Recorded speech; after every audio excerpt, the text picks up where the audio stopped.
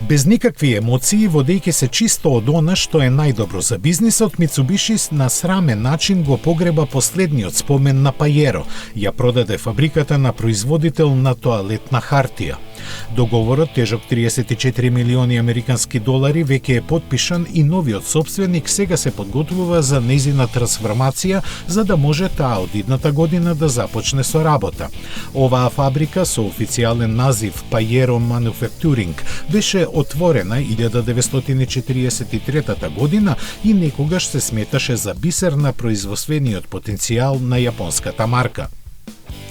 Покрај Пајеро, од неа повремено излегуваа уште некои модели на Мицубиши, но и на Тојота и Хонда.